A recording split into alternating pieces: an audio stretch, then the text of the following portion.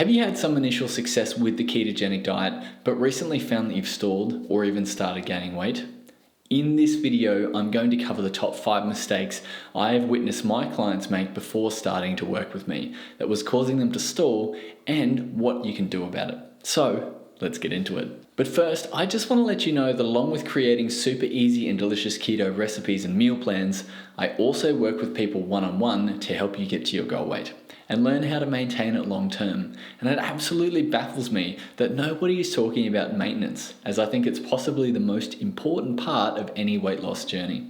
If you'd like to work with me, there is a link to book a time to chat with me down below. I don't work with everyone, only people who I can see are really committed to change. So let's go through some of the top 5 mistakes to see if you're making them, and let's go over how you might be able to change them to kickstart your journey again. So the first mistake I see so many people making is focusing too heavily on carbs and leaving the rest up to chance. Sure, just simply tracking carbs is a great place to start if you've got over 20 kilos to lose, but to see any meaningful body composition changes, you really need to focus on energy balance. There is this common misconception that less carbs equals more weight loss, and it's a hard pill to swallow, but less carbs often leads to emotional eating or rebounds, creating a challenging mindset when it can be unsustainable for most people in the long run. And guess what? When I was on my own journey towards my goal, I was eating non-keto foods such as fruit and sourdough bread.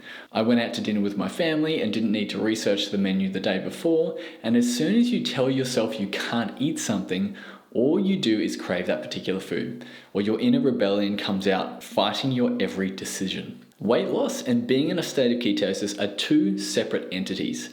Ketosis means you're able to very effectively burn fat for energy, and whether it comes from your body or from your food, keto is a metabolic adaptation. Now, weight loss is the purposeful use of your own stored body fat as fuel. Now, it might feel like that when you eat more carbs than usual, you've gained all the weight back. And in fact, that's not true. Carbohydrates are stored with 3 times their weight in water. And have you ever heard the term losing your water weight? That's the process of losing your glycogen storage. And we don't burn one source of energy exclusively. We can mix our energy sources, which is often called metabolic adaptation. So, how can we change this? Well, with my clients, I often start with a higher amount of carbs and then work down if necessary. I rarely ever go below 35 grams of carbs for anyone, and I tend to focus more on protein than carbs and fat put together. So mistake number 2, letting stress and external circumstances overwhelm your nutrition and having nobody to keep you accountable. This one doesn't necessarily apply directly to keto itself. This one can be applied to the general healthy eating mentality. You start meal prepping or you purposefully buy healthy foods from the grocery store and begin your journey, but a stressful scenario or some sort of external circumstance causes you to throw in the towel. You are probably someone who cares for other people, either at home or at work or within your family. And what happens when they get sick or they need help?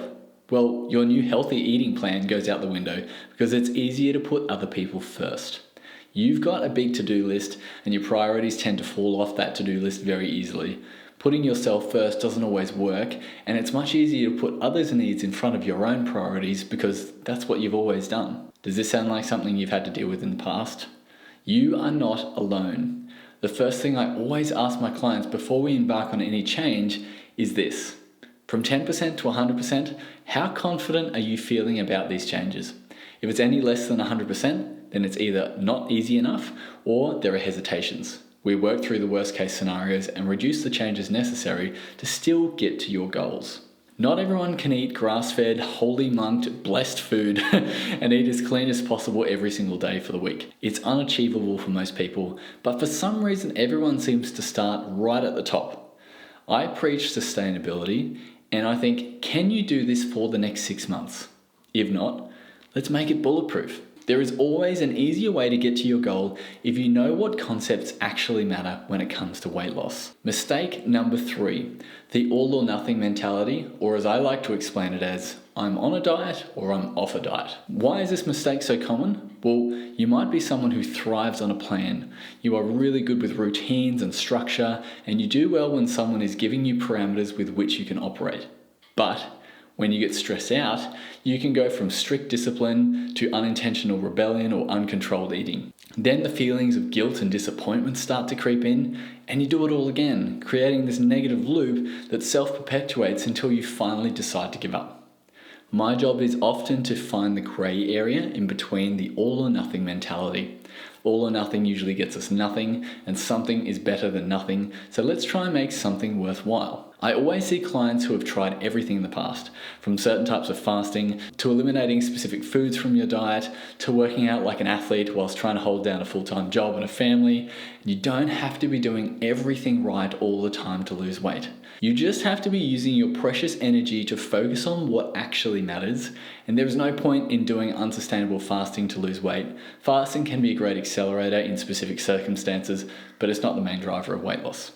Instead, I work with clients to create a positive space to grow. Honesty is key, and creating a mindset which allows you to keep trying again without guilt is often the key to success. My clients often have nights out or work functions or birthday celebrations, Christmas, Easter, New Year's celebrations, you name it. None of my clients put on weight during these times, and even if they did, they didn't feel guilty about it because it was planned, right? So the negative loop happens when you don't have a plan.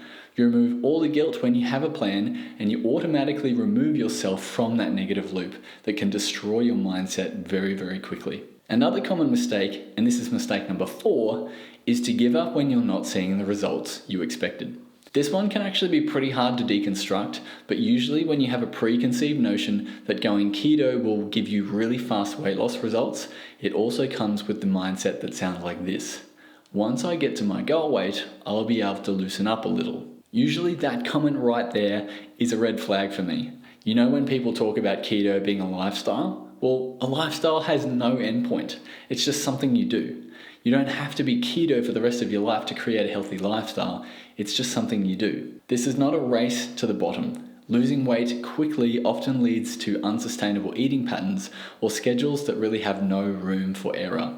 So sustainable weight loss happens to be around the 0.5 to 1% of your body weight per week. So that means if you're 200 pounds, that would equal 1 to 2 pounds of weight loss per week. And if you're 100 kilos, that would equate to 500 grams to a kilo of weight loss per week. You can't lose weight indefinitely either.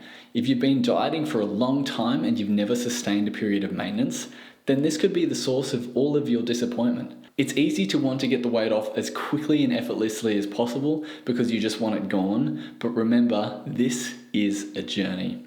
You can't be the same person you are right now and weigh 25 kilos less. It's also a mindset journey, which is often the first one to undermine your best efforts. So periods of maintenance with increased energy are really important to maintain a healthy metabolism. And without them, it's really hard to continue dieting because your body just fights back with all its evolutionary power. So what can we do about it? Well, periods of weight loss that span 8 to 16 weeks in length are all that is needed to get to your goal. Building in either maintenance or diet breaks are the best insurance policy against gaining that weight back again. And 95% of people who lose weight often gain it back within 12 months. Don't be a statistic, keep it off for good. And lastly, the 5th mistake I see many clients who come to me is this: not having structure. Structure is so important, but we often fall victim to shiny object syndrome, where we attempt to add in other methods or strategies that don't actually work that well and simply make it harder to stick to. Should you be intermittent fasting? Should you be taking a specific supplement? Should I be doing X? I've read online that it's something I should be doing.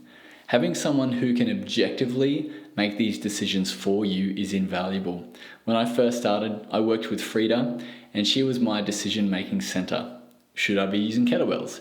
Should I be lowering my carbs? What do you think about these supplements? Often the answer would be, well, it depends. If you're able to add that into what we're already doing, great. If not, that's the first thing you should drop. I'm now currently working with resistance periodization with a doctor called Trevor, who is actually able to course correct my wayward thinking as well. And even coaches need coaches, right? So if you're needing the same kind of accountability and strategic direction, I help my clients lose 10 kilos in 8 weeks using a low carb ketogenic diet without crash diet strategies. And if you're making these common mistakes that I've outlined today, then you might need someone who is able to give you some strategic direction and guidance towards your path of success. There is a link below which you can book in a time to chat directly with me and we can discuss the possibility of working together. So I look forward to working with you. Let me know in the comments which mistake you feel like you're currently making or have made in the past and how you overcame those hurdles that often try to derail our efforts. So I'll see you in the next video.